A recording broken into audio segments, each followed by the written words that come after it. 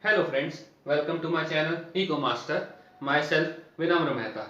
As its name suggests, this channel is to make you all masters in economics. Economics is a subject of learning, understanding. Okay, so here we are going to make it possible to make you all understand it very clearly so that no one will be able to make economics a tough subject for you. It will become the easiest subject for you. So let's start with our topic. Today we are going to learn chapter 3 consumer equilibrium and equality analysis of class 11th. So these are the topics in this. First, who is consumer? Concept of utility, measurement of utility, total and marginal utility, law of diminishing marginal utility, concept of consumer equilibrium, marginal utility analysis and consumer equilibrium, the basic limitation of utility analysis. Basically, you can see there are two main words that are coming again and again, consumer and utility. पिछले chapters में भी आप total marginal diminish इन सब का meaning तो जान ही चुके हो, समझ भी चुके हो. So what are these consumer and utility? As you can see, first and second topic, consumer and concept of utility. I think you all have a basic idea consumer होता क्या है. You are consumer too. आप market में जाते हो, you are a consumer. मैं खरीदता हूँ कुछ, I am a consumer too. Everyone consumes something. So, but what is utility? You got any idea? If you got, very nice. अगर नहीं भी पता तो कभी आपने नोटिस किया when you eat something, do you like it? Of course, if you are eating it with your own will, you are liking it. तो उससे आपको क्या मिलता है जब आप किसी चीज को खाते हो, कंज्यूम करते हो, यूज करते हो, उससे आपको क्या मिलती है? कुछ सेटिस्फेक्शन मिलती है? That is just utility. बाकी उसकी एक प्रॉपर डेफिनेशन अभी हम आगे पढ़ेंगे. ओके, तो अब इस यूटिलिटी को मेजर कैसे करें ये हम थर्ड टॉपिक में पढ़ेंगे. As I told you before, total and marginal क्या क्या होता है. टोटल, टोटल कितनी यूटिलिटी मिल रही है आपको किसी चीज को कंज्यूम करने से, that's total utility. And marginal utility is the change in utility with an extra unit you consume. What extra utility you get? Law of diminishing marginal utility, it's a law. इसके बारे में हम detail में पढ़ेंगे आगे. Concept of consumer equilibrium, that's also a topic that we have to understand in detail. Marginal utility analysis and consumer equilibrium. As we heard, marginal utility is change in utility, तो उसको analyse करके consumer equilibrium निकालेंगे. Consumer equilibrium you will get in detail only after we get to the point because it is something a new topic for you. I think the basic limitation of utility analysis. अब हमने utility analyse तो कर ली, उसका कोई method भी निकाल लिया, लेकिन everything has some limitations. So that's will be our last topic, it's limitation. So first topic is what is a consumer. As I told you, you are a consumer too, I am a consumer too, we consume a lot of things. Let's heard it in detail. A consumer is an economic agent who uses goods and services for his or her wants. If we want something, we use, we consume it, so we are a consumer. Consumer is not only an individual person. I am saying you are a consumer, I am a consumer, but not only a single person. An individual is a consumer. There are many other type of consumer. Institutions, firms. Can you think how they are a consumer? Many people will think they are producers. They are producing things, but they are also consumers. Do you think everything they want they can produce by themselves? Think about that. किसी good की production के लिए हमने पहले भी पढ़ा था क्या चीजें चाहिए होती है. फैक्टर्स ऑफ प्रोडक्शन, यानी कि लेबर चाहिए होता है, मशीनरी चाहिए होती है, कैपिटल चाहिए होता है. तो आपको क्या लगता है, क्या फर्म सारे मशीनरी वगैरह खुद ही बना लेती है? No, they can produce some of them by themselves, but for the rest of the machines they require for production of goods, they purchase it from other firms that are producing that kind of machinery, so they consume from there. Okay, so they also consumes. So institution, group of individuals, not only a single person but group of people also consumes. Households तो consume करते ही है, as we can see हम ही रोज household के party हैं, हम लोग भी consume करते हैं, हमारा household consume करता है lot of things. So this is basically consumption. Their behavior refers to the way they spend income. So this line कि उनका इनकम वो कैसे स्पेंड करते हैं, उनका बिहेवियर उस पर डिपेंड करता है कि कितना कहाँ पे इनकम स्पेंड करनी है अपनी, where to spend more, where to spend less. They derives utility from expenditure. Okay, so utility derives from expenditure. Do you think I will do my expenditure on something I don't like? कुछ ऐसी चीज मैं consume करना चाहूंगा जो मुझे नहीं पसंद? No, not at all. So, utility, as I told you it before, it's basically related to something satisfaction. As this is a second topic, the definition of utility is written here. Utility concept: want satisfying power of a commodity. एक commodity को हम consume कर रहे हैं, उससे हमारी want, कितनी want satisfy होती है, जो उसके अंदर पावर है हमारे सेटिस्फेक्शन दिलाने की, हमें उसको कंज्यूम करने से हमें कितनी सेटिस्फेक्शन मिलती है, दैट्स यूटिलिटी. तो हम एक्सपेंडिचर उसी पे करेंगे जिसकी हमें नीड है, जिसकी हमें वांट है, जो हम चाहते हैं, जो हम डिमांड करते हैं, उससे हमें कुछ सेटिस्फेक्शन मिलती है, that's why we are consuming it. Okay, so on that only the consumer do its expenditure. He chooses expenditure and maximizes utility with his given income. जितनी उसके पास इनकम है उतने ही वो एक्सपेंडिचर कर सकता है, और ऐसी जगह पे करेगा बिकॉज इनकम इज लिमिटेड. सो वो ऐसी जगह पे एक्सपेंडिचर करेगा अपना जहां से उसे सेटिस्फेक्शन मिले और वो उसे मैक्सिमाइज कर सके, अपनी यूटिलिटी को, अपनी सेटिस्फेक्शन को मैक्सिमाइज कर सके. And given the prices of goods and services, because prices of goods and services keep changing. As we have heard before, demand, prices increase होंगे तो डिमांड ऑब्वियसली बात है कम होगी, कोई चीज महंगी होगी, you will purchase less and your satisfaction will be low कि अब ये महंगा हो गया, let's go to something else. We will do that, we all do that. So given the prices of goods and services, हम assumption लेते हैं कि the prices of goods and services are constants given, they are not changing. On that prices of the goods and services, we do our expenditure and try to maximize our utility, try to maximize our satisfaction. So this is who consumer is. So I was talking about the second one, the utility concept, or the concept of utility. Want satisfying power of a commodity is called utility. That means how much satisfaction good can give us. The satisfaction the good give us is our utility. Let's go with an example. For example, I am eating a burger, I like it, I am eating it, so I go, I purchase it to eat it, I am getting satisfaction from it, I am getting utility from it, that's why I am purchasing.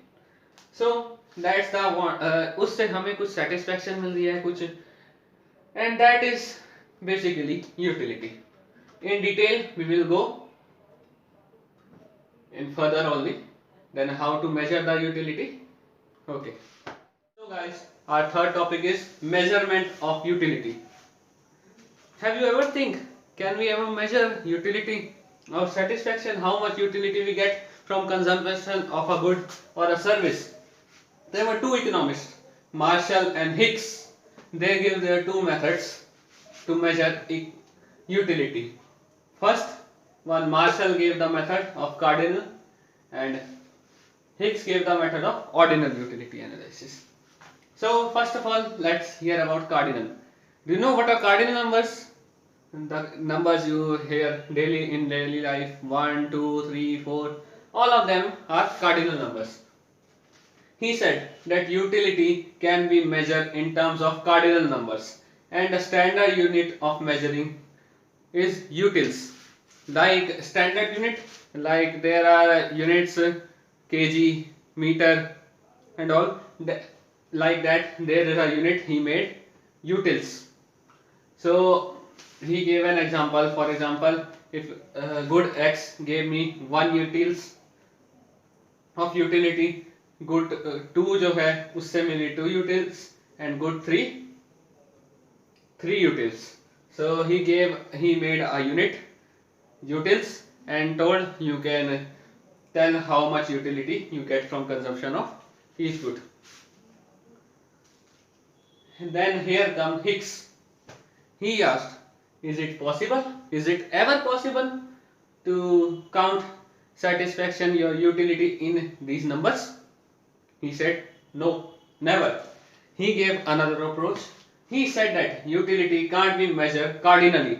That means in cardinal numbers, but they can only be measured or ranked high or low. You know, one can tell I get more utility from consumption of X than good Y. Common example ले लो, good X and good Y की बजाय अगर आपको नहीं होता. You know, some people say I like tea more than coffee. Some say I like coffee more than tea. So they are ranking that tea gives me more utility than coffee. So we are ranking here, not giving any proper numbers that 1, 2, 3, 5, 7 and all. We are just ranking them. Rank 1, rank 2, that this one gave me highest satisfaction, the other one gave me much lower than the first one, the third one gave me much lower than first and second one. So we are ranking them. So that's how we measure utility. But in this chapter at present we are understanding only the method of cardinal utility. In future we will understand ordinal also. So this is our fourth concept of total and marginal utility. As I told you what is utility before, let's hear what is total utility. It's the sum of total utility derived from the consumption of all the units of a commodity. For example, take this example, consumption of good X. From consumption of one good we get 100 unit of utility. From another consumption we get total 190 utility. If we add the consumption of first and second unit, the total utility we get is 190 utility. If we add till 5 units of consumption, the total utility we get is 400. That means जितना भी हमने consume किया उससे हमें total कितनी utility मिल रही है. ओके, सो यही बात मार्जिनल आपको पहले भी बताया था. Change, marginal means change, marginal mean additional. Okay, it's the additional utility one gets on consumption of an additional unit. For example, take this example only. From 1 to 2 our total utility increased from 100 to 190. But what's the additional utility we get? That's 190 minus 100, that is 90. So from an additional unit 2 minus 1, the additional total utility, that is marginal utility, is 190 minus 100, that is 90. From 2 to 3, one additional unit consumed, the total utility increased from 190 to 270, and the additional utility, that is marginal utility, we get is 270 minus 190, that is 80. So that's the additional utility, marginal utility, and that's the total utility. So what are the relationship between the two? See, total utility as long as marginal utility is positive. See, it's positive above the x-axis, x and y. Above the x-axis, तो ये जो है total utility आपका increase कर रहा है. See, 100, 90, 80, 70, 60. So it's decreasing, but it is positive. So that's why TU is increasing. But we say that total utility is increasing, but as diminishing rate. So we can say marginal utility is the rate of increase of total utility, as total utility is the summation of marginal utility. As we add all the marginal utility, we get total utility. See, this is 190. As we add 100 plus 90, we get 190. As we add 190 plus 80, we get 270. So total utility is the summation of marginal utility. When TU is at maximum, see at this point it is at maximum at 5 units of consumption, our total utility is 400 and our marginal utility is 60. But after that, if we increase from 5 to 6, total utility में कोई change नहीं आया, it's still 400 and marginal utility is 0. So that means that 1 hour marginal utility becomes 0, total utility is max, because after that, see, marginal utility becomes negative, and when marginal utility becomes negative, our total utility starts diminishing. So that's the basic point, that's the relationship between total utility and marginal utility. We are seeing that total utility is increasing but at diminishing rate. Why? Can anyone give an answer? Let's take an example. Suppose मैं जा रहा हूँ किसी जगह पे burger खाने. I like it very much. मैंने खाया पहला बर्गर, मुझे यूटिलिटी मिली, बहुत अच्छी यूटिलिटी मिली. चलो, I will go for the second burger. See, पहले बर्गर ने मेरा पेट जो बिल्कुल एम्प्टी था उसको थोड़ा भर दिया. डू यू थिंक अब जो मेरे को सेकेंड बर्गर, सेकेंड यूनिट पे जो सेटिस्फैक्शन मिलेगी, यूटिलिटी मिलेगी, वो पहले वाली जितनी ही होगी? No, my total utility will increase. I will get utility from it, but not as much as my first unit. For example, in my first unit I get utility 100 units, but on my second unit the total utility will be 190, because on my second unit I am getting only 90. धीरे धीरे ऐसे मैं बढ़ाता जाऊंगा, खाता जाऊंगा, एक point ऐसा आएगा कि मुझे अब उससे कोई यूटिलिटी नहीं मिलेगी. डू यू थिंक इतनी कैपेसिटी होती है किसी को? Everyone has their limits. चाहे कितनी भी वो चीज आपको पसंद हो, एक पॉइंट ऐसा आएगा ही आएगा जब आप और नहीं खा पाओगे. उसके बाद अगर कोई जबरदस्ती, आपका दोस्त आपके साथ बैठा है, आपको गेम खिलाए और जबरदस्ती आप हार गए और आपको कहे आपको एक और पीस खाना पड़ेगा, आपकी देखना जरूर यूटिलिटी नेगेटिव जाएगी, क्योंकि अब आपका पेट पूरा भर चुका है, ओवर ईटिंग कर चुके हो, फिर भी आपको एक और खिला रहे हैं. डू यू थिंक चाहे आपको वो चीज कितनी भी पसंद हो, आपको उससे सेटिस्फेक्शन मिलेगी? Not at all. आपकी यूटिलिटी नेगेटिव जाएगी. दैट्स द मेन रीजन कि यूटिलिटी कब एक पॉइंट पे आके मैक्सिमम हो जाता है, then it goes on diminishing, and that's why marginal utility is decreasing. At point it becomes 0, and after that it becomes negative, because now our utility is diminishing. Okay, so that's the topic is law of diminishing marginal utility. It states that as more and more standard units of a commodity consume continuously, remember those two words, standard and continuously. As the standard unit of commodities consumed continuously, marginal utility derived from every additional unit must decline. Okay, indeed it is very natural to happen in respect of all goods and services. It is therefore called fundamental law of satisfaction or fundamental psychological law. See, two assumptions are there. As I told you before, only standard unit of a commodity are consumed. Standard commodities are like tea, coffee, basically that are normal, and consumption of the commodity is continuous, not that one is consumed today and other one is consumed on the other day. जैसे पहले ही आपको एक example दिया था burger का, मैंने याद है, हम अगर कहीं जा रहे हैं रेस्टोरेंट में, वहां पे बर्गर खाया, तो burger is a standard commodity, it's natural to eat burger. But अगर वही कमोडिटी होती दूसरी, जहाँ पे, चलो let's take an example of alcohol, not the one which some people पी के कभी कभी पिया, कोई ऐसा पर्सन जो डेली अल्कोहल पीता हो, उस चीज को लेके उसको बहुत ज्यादा एडिक्शन हो, उसको आप जितना मर्जी पिलाते रहो वो कभी मना नहीं करेगा. So that's a very bad habit, but that's a habit. Okay, यही तो वहां पे हम उस पे ये नहीं लगा सकते लॉ. सी, एंड दूसरी चीज, if the commodity standard, so you have to consume this continuously. जैसे उसमें भी आपको बताया था पीछे बर्गर वाले एग्जांपल में, एक खाया, दो खाया, लेकिन खाते ही जा रहे हो लगातार.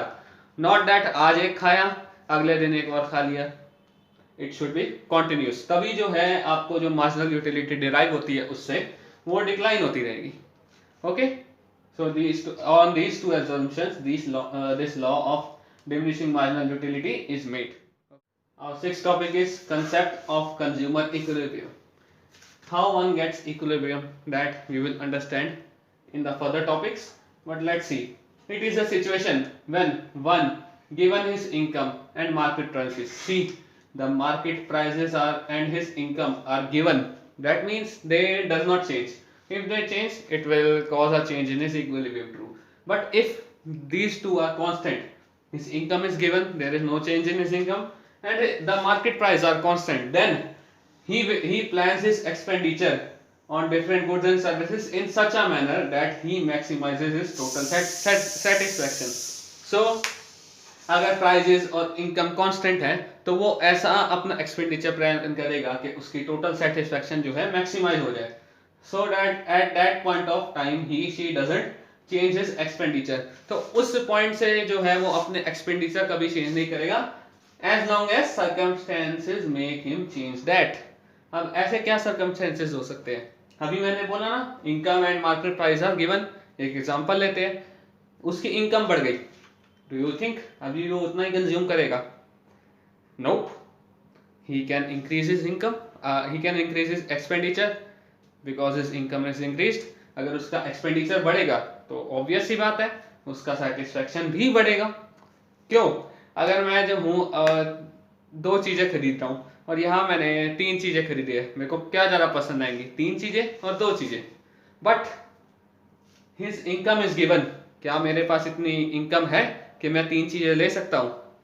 So it depends on his income only. और मार्केट प्राइस भी, कि अलग अलग डिफरेंट गुड्स एंड सर्विसेज पे वो कितना एक्सपेंडिचर स्पेंड करे, कि मैंने इस पे इतना एक्सपेंडिचर लगाना है, इतना एक्सपेंडिचर इतना लगाना है। तो ऐसे इसको बनाएगा कि उसकी सेटिस्फेक्शन जो है मैक्सिमाइज हो जाए, कि उसके बाद उसको change as long as circumstances make him changes. ठीक है, तो अब ये हमने पढ़ तो लिया कि कंज्यूमर इक्विलिब्रियम का है क्या, लेकिन उस पर भी कुछ assumptions लगती है। पहला, rational consumer, that is consumer is rational. If consumer is rational, rational consumer वो है जो हमेशा सोचेगा he is the one who wants to maximise his satisfaction out of his given income. अगर कोई कंज्यूमर ऐसा हो, कोई बात नहीं यार, जितनी इनकम है जो मर्जी खर्च कर दो, कुछ फर्क नहीं पड़ता, so he is not a rational consumer, he don't want to maximize his satisfaction. The first assumption is that the consumer should be rational. The second one, cardinal utility, हमने अभी पढ़ा ना स्टार्टिंग में, cardinal numbers, cardinal utility, ordinal utility. So we are talking about cardinal utility here, उसमें हम utility निकालेंगे। तो utility can be measured in terms of cardinal numbers, that is 1 2 3 4 5 6 and all. Independent utility, our third assumption, it is assumed that utility one gets depend upon the quantity of the commodity alone, not by consumption of other goods. That is, जो utility है वो हमें जो है किस पे depend करती है, कि अगर हमने कोई गुड जो है कंज्यूम किया उसी की क्वांटिटी पे। ये नहीं कि मैं टी कंज्यूम कर रहा हूँ, मेरे को उससे यूटिलिटी नहीं मिल रही, टी के साथ टी कंज्यूम करने पे मेरे को यूटिलिटी नहीं मिल रही, मैंने कोई और कॉफी कंज्यूम की है तो उससे टी की यूटिलिटी बढ़ गई। नो, टी की यूटिलिटी बढ़ानी है तो टी कंजम्पशन करनी पड़ेगी। Okay, and last, marginal utility of money या MUM शॉर्ट फॉर्म में इज कांस्टेंट। सी, हम जब आगे निकालेंगे यूटिलिटी कंज्यूमर तो हम जो है यूज करेंगे मनी का इस्तेमाल करेंगे, उसको यूज करेंगे। So it is assume that money measures of marginal utility of commodity, as such its own marginal utility is constant. Money जो है एक मेजर है यूटिलिटी निकालने का, तो हम मनी की मार्जिनल यूटिलिटी को कांस्टेंट मानेंगे। क्यों? अगर उसकी यूटिलिटी चेंज होती रहेगी तो थिंक अबाउट इट, अगर उसकी यूटिलिटी चेंज होगी तो वो कैसा मेजर होगा? वो खुद ही चेंज होते जा रहा है, तो हम कंसेप्ट ऑफ कंज्यूमर यूटिलिटी यानी कि कंज्यूमर यूटिलिटी को कैसे निकालेंगे? See, so as to serve as an ideal measure. तो इसको एक आइडियल मेजर बनाने के लिए हमें अपनी मार्जिनल यूटिलिटी जो हमें मनी से मिलती है उसे कांस्टेंट रखना पड़ता है। Here is our next topic, seventh topic, marginal utility analysis and consumer equilibrium. Here we will find out how to find out consumer equilibrium with the help of marginal utility. First, there are 2 cases. So before that, we will come with a question: how much of a commodity one should take or consume to maximize his satisfaction? As I told you before, consumer maximizes his marginal utility by take that much commodity only, that will maximize his satisfaction. So there can be two cases, one commodity case or two commodity case. Let's find out first consumer equilibrium in one commodity case, that if he is consuming only one commodity, there it depends how can we maximize this consumer equilibrium. Here it depends on three factors. First, price of the commodity, that the commodity has how much price, marginal and total utility of the commodity, and third, marginal utility of money. I have told you before also marginal utility of money, but do you know what it is? Let's go think about it. What is marginal utility of money? It refers to worth of commodity to a consumer, कि उस consumer को इस money की कितनी worth है, कितने इससे वो कमोडिटी ले सकता है. Let's see, he defines it in terms of utility that he derives from a standard basket of goods that he can buy from a rupee. वही चीज कि उस मनी से वो 1 रुपए से कितना जो है कमोडिटी जो खरीद रहा है उससे उसको कितनी सेटिस्फेक्शन मिलती है. Let go with an example that it will understand it you more. If he buys 100 gram sugar, 500 gram rice and 500 gram salt, and it gives him utility of 4 utils with 1 rupee. Actually it is not possible to get so much with 1 rupee, with a rupee, but think about it. If he get utility of 4 utils, then here we get marginal utility of money is equal to 4, because he is getting 4 utils of utility. Okay, you remember utils? In cardinal utility we gave it a thing that utils like gram, kilogram. Here also utils for utility. So thus MUM is the measuring rod for a rupee worth satisfaction. कि उस रुपी से उसको कितनी satisfaction मिल रही है, उस रुपी से वो जो कमोडिटी लेता है उस कमोडिटी से उसको कितनी सेटिस्फेक्शन मिल रही है, वही जो है मार्जिनल यूटिलिटी ऑफ मनी है. Okay, understand it in detail with this one. See, there are units of X that the consumer is consuming. This is the marginal utility that he gets from first unit he gets 20 units of marginal utility, second one 18, third one 16, fourth one 8, fifth one U 0, and sixth one minus 5. As you can see, marginal utility is decreasing, as I have told you before. Okay, so in this example, let's us think that marginal utility of money is equal to 2 utils. That means with 1 rupee we get of consumption, we get 2 utils of utility. Okay, let he buys the commodity X as this unit of X, and let its price be 4 rupees. So how much he consume? That's the question. First of all, हम जो है जो marginal utility है इन rupees के terms में उनको change करते हैं, क्योंकि हमने 3 फैक्टर्स आपको बताए थे, price and marginal utility of money. So हम यहाँ पे मनी का, प्राइस का और उन सब का कैसे इस्तेमाल करेंगे. We know the price. Price हमें पता है कितना है 4, लेकिन प्राइस किस में है, रुपीस की टर्म्स में, और marginal utility of commodity is in utils. So हमें जो है मार्जिनल यूटिलिटी ऑफ एक्स को जो है रुपीस में कन्वर्ट करना है, वो हम करेंगे कन्वर्ट उसकी मदद से मार्जिनल यूटिलिटी. अब सी, marginal utility of money is 2 utils. When we divide, marginal utility of x is 20, when we divide 20 by 2 we get 10, and this is in rupees terms, यानी कि 10 rupees. In other one 18 divided by 2 9, 8 4 0 and minus 2.5. So this was in utils and this was in rupees. Okay, तो ऐसे जो है ये rupees के terms में change हो चुका है. हमने क्या निकाला है, marginal utility in terms of rupees, यानी कि money worth of marginal utility that we get from dividing this. Okay, so अब ये रुपीस की टर्म्स में चेंज हो चुका है. अब इसका यूज कैसे करेंगे, let's go. If he buys 1 unit of commodity, marginal utility money is marginal utility of X is 20, so its worth is 10 rupees as we have calculated. Price is rupees 4. अब you all can see rupees 10 is greater than ₹4, तो ये बड़े आराम से इस unit को खरीद सकता है. If we go to second unit, marginal utility of x is 18, worth ₹9, price of x is equal to 4, so he can buy second unit also. As for third unit, it's 8 and rupees is 4, so he can buy that also. But when we go to fourth unit, then its worth is 4 rupees and the price is 4 rupees. So do you think इसके बाद वो अगली unit पे जाएगा? क्यों? अब उसकी worth जो है 0/2 0 रुपीज हो गई है, लेकिन प्राइस तो उससे ज्यादा है. अब उसकी मनी वर्थ इतनी ज्यादा है ही नहीं कि वो इतना महंगा क्यों खरीदेगा. तो he will stop at 4 rupees.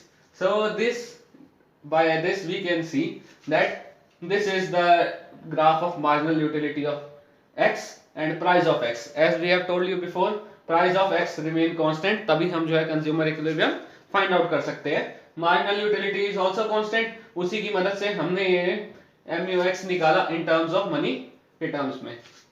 Okay, so MUX in terms of money is equal to price of x, that is ₹4.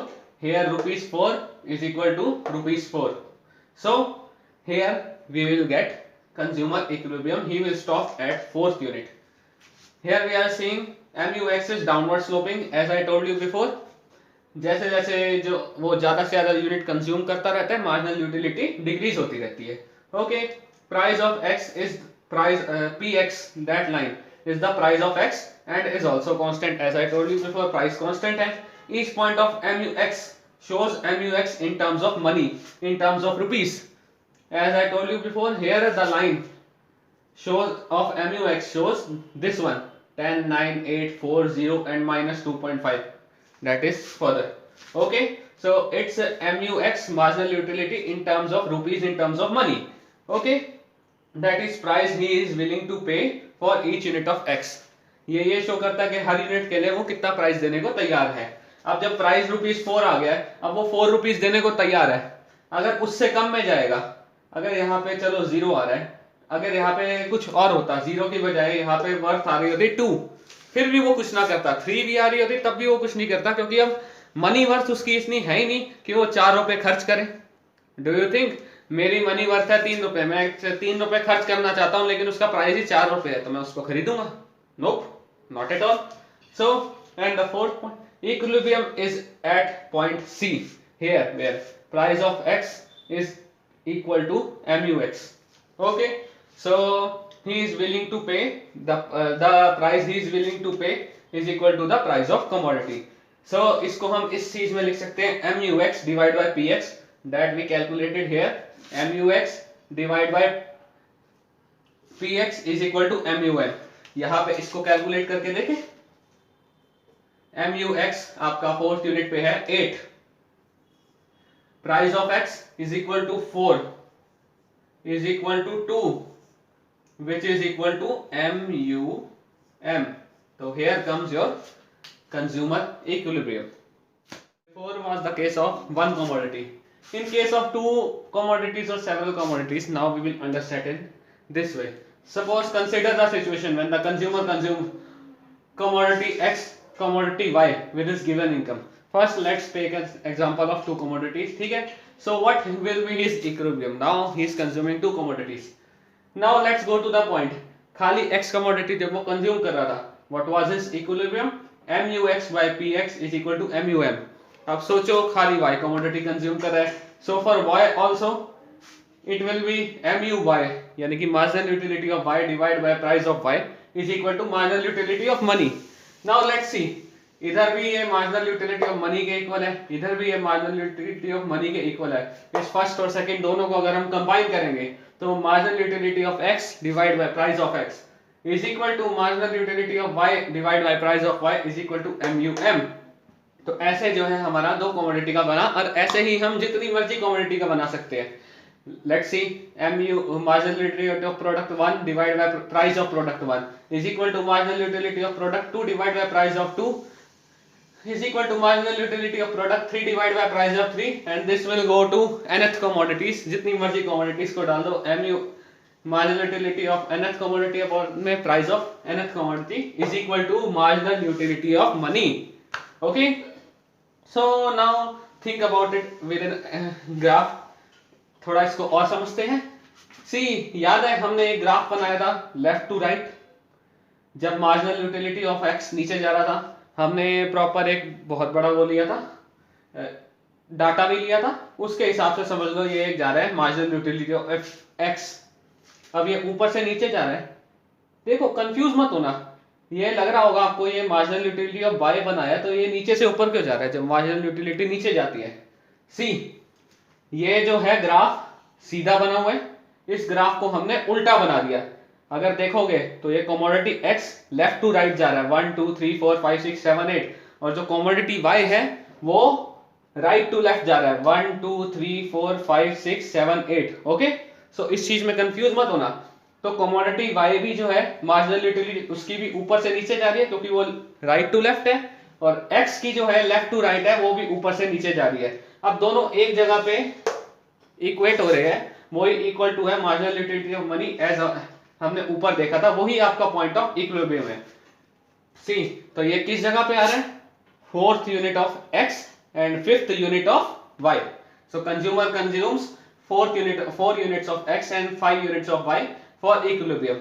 ये हम डाटा यूज कर सकते हैं, जैसे हमने पहले x का डाटा निकाला था वैसे ही y का डाटा भी निकाल सकते हैं एंड इस हिसाब से ग्राफ बना सकते हैं प्रॉपर.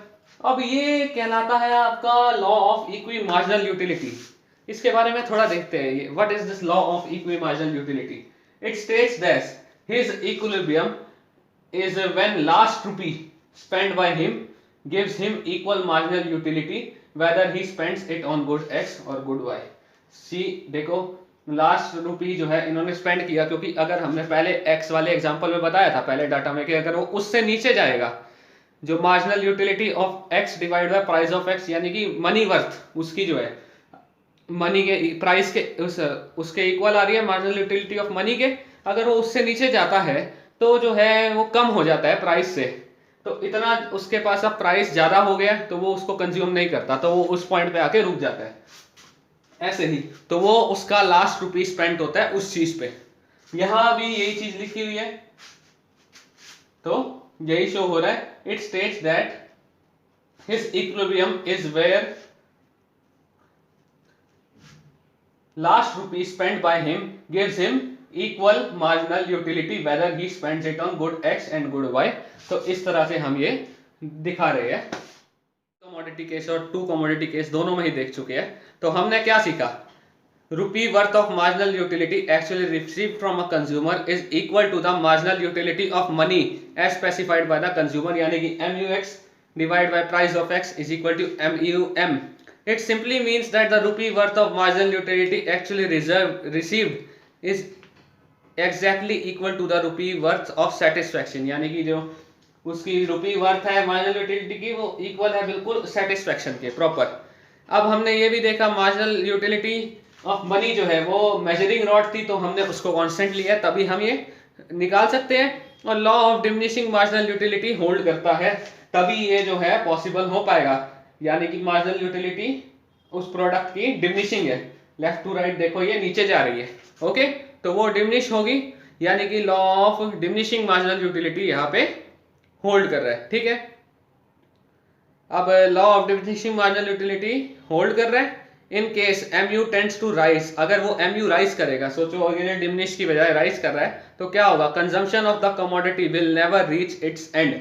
अगर वो डिमिनिश नहीं करेगा, बढ़ता ही जाएगा, तो उसकी जो है इक्विलिब्रियम कभी पहुंचोगे ही नहीं, क्योंकि उसकी जो है कंजम्पशन कभी खत्म ही नहीं होगी ऐसे पॉइंट पे आके. तो इसलिए जो है इसको ऊपर से नीचे होल्ड करना पड़ता है. तभी जो है याद है हमने देखा था रुपी वर्थ पिछले डाटा में 10 हुआ था, 8 हुआ था, 5 हुआ था. अगर वो बढ़ता ही रहेगा 10 20 30 40 50 ऐसे बढ़ गया तो कभी आपको लगता है जो प्राइस था ₹4 वहां पे पहुंच पाएगा रुपी वर्थ उसका? नोप, नेवर. ठीक है, यही टू कमोडिटी केस में भी यही चीज है, nothing else. Rupee worth of marginal utility of money should be same across, चाहे वो गुड एक्स हो या गुड वाई हो. ओके, वो इक्वल होना चाहिए मार्जिनल यूटिलिटी ऑफ मनी के. यानी कि rupee worth of marginal utility derive from किसी भी कॉमोडिटी से वो एग्जैक्टली जो है इक्वल हो जाएगा रुपी वर्थ ऑफ सेटिस्फैक्शन जो डिजायर कर रहा है वो कंज्यूमर। ओके, अब मार्जिनल यूटिलिटी ऑफ मनी जो है वो यहाँ भी कांस्टेंट रहनी चाहिए, चाहे वन कमोडिटी का केस हो या टू और मोर कमोडिटी का केस हो, क्योंकि यही हमारा मेजरिंग रॉड है। ओके, और law of diminishing marginal utility जो है वो यहाँ भी होल्ड करना चाहिए। नहीं होल्ड करेगा तो अभी भी बताया आपको क्या होगा, लेट्स सी। ये जो है अभी ये एम यू वाई यहाँ से नीचे जा रहा है, अगर ये नहीं होगा ना तो वो यू जाएगा, और आपको लगता है ये कभी मीट करेंगे, ये एम यू एक्स इस वाले एम यू वाई से कभी मीट करेगा? नेवर, तो कभी इक्वेट होंगे ही नहीं। और law of equi marginal utility से ही हम इक्विलिब्रियम का पता लगा सकते हैं ज्यादा कमोडिटीज में, तो जब हो ही नहीं रहा तो क्या होगा। And here this topic completes. So our last topic is the basic limitation of utility analysis, basically cardinal utility analysis. As I told you before, utility can be measured in two ways, cardinally or ordinally. Cardinal are cardinal numbers basically. So its limitation relates to its assumption of this analysis that utility can be measured in cardinal numbers. Is it really possible? See, do you think as a consumer you can do this? Think about it. आप बोल सकते हो मेरे को इस चीज से 10 utility मिली, उससे 11 मिली। I don't think it's very much possible. या it can be best then ordinary that is ranked high और लो, और compared when two goods are simultaneously consumed, like one gave you a tea and the other one gave you a coffee. You can tell which one you like most. किससे आपको ज्यादा satisfaction मिल रही है, T से या coffee से? You can tell. But आप ये बोल सकते हो कि मेरे को इससे 10 की यूटिलिटी मिली, उससे 20 की यूटिलिटी मिली। यू कैन रैंक देम और compare them, not tell them their utility in cardinal numbers. So that's its biggest limitation. Hicks, as I told you, Hicks gave the approach of ordinal utility by indifference curve approach. इसने सबसे पहले इसको challenge किया, the relevance of this technique, कि ये technique जो है explaining consumer equilibrium में बहुत इतनी अच्छी नहीं है। हम इसको ऑर्डिनरी जरूर कर सकते हैं, पर cardinally it's not possible. Instead he offer indifference curve approach. ये indifference curve approach further chapters में आएगा, but let's think about it. थोड़ा आपको इसके बारे में देता हूं। Indifference, you know what is difference? Difference होता है, we all know what is difference.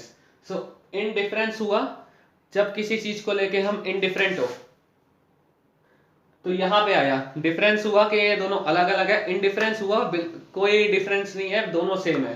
तो इनडिफरेंस कर्व, अब इसको हम यूटिलिटी में शो कर रहे हैं, तो उसने कहा एक कर्व बनाया, हमें शो किया, हमें दिखाया कि उस कर्व पे जितने भी पॉइंट्स है, आप उस कर्व के किसी भी हिस्से पे चले जाओ, वहां पे जो भी आपको कॉम्बिनेशन मिलेगा, उसने कहा आप 2 कॉम्बिनेशंस दो, 2 गुड्स के, suppose good X and good Y.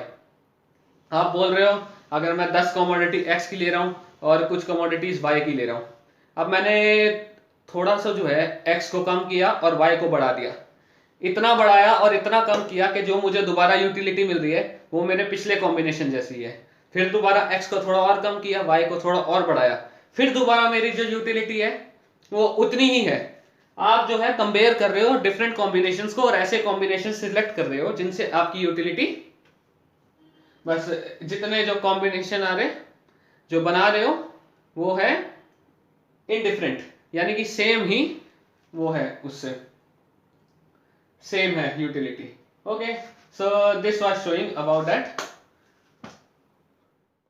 Approach. इसके बारे में अ लिटिल बिट इंट्रो मैंने अभी आपको दे दिया है, आगे फर्दर चैप्टर्स में हम इसके बारे में भी पढ़ेंगे। तो इससे पता चलता है कि इसकी बेसिक लिमिटेशन क्या थी और इसने इसको कैसे चैलेंज करके चेंज किया। So here we end our chapter.